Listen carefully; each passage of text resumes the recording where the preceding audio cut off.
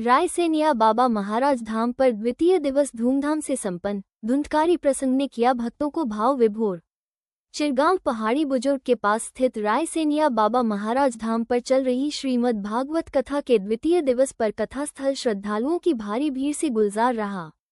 भागवत आचार्य ने धुंधकारी कथा प्रसंग का भावपूर्ण वर्णन करते हुए बताया कि संसार माया है और यहाँ कोई स्थायी नहीं, केवल माता पिता ही सजीव देवता हैं जिनकी सेवा से जीवन सफल होता है। आचार्य ने कहा कि श्रीमद् भागवत कथा पितरों को तारने का सशक्त माध्यम है।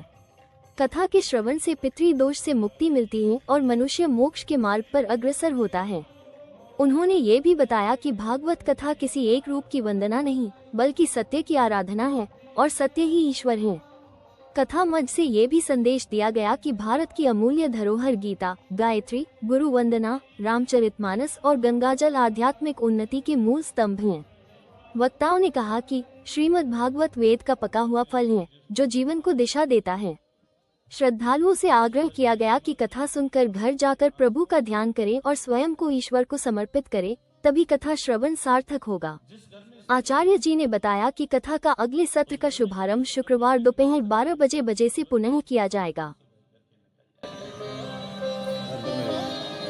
माता पिता की आंखों से जीवन में 2 ही बार आंसू निकलते हैं। कब? एक बेटी घर छोड़ती है जब, और एक बेटा मुख मोड़ता है तब। 2 ही बार आंसू निकलते हैं। जिन्हें माता पिता की सेवा करने का अवसर मिल रहा है, भाग्यशाली है लोग।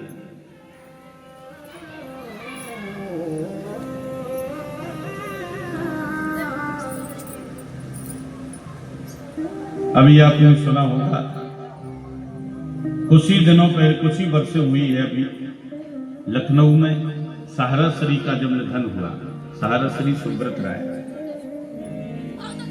जिन्होंने पूरे विश्व में इतना बड़ा साम्राज्य खड़ा किया।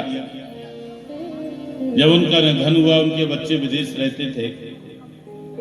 उनके बाद जब सूचना गई कि पिताजी को मुखाग्नि देने के लिए तुम्हें यहाँ आना है, पिताजी का देहांत हो गया है, तो उन्होंने आने से इनकार कर दिया, असमर्थता जता दी। हमें टाइम नहीं, हम नहीं आ सकते। जैसी स्थान पर पहुंचाया,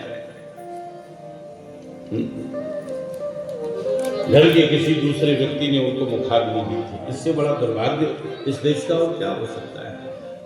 माता पिता कितना करते हैं, बड़े बड़े पदों पर तुमको बैठा देते हैं, पूरा जीवन लगा देते हैं कमाई करने में।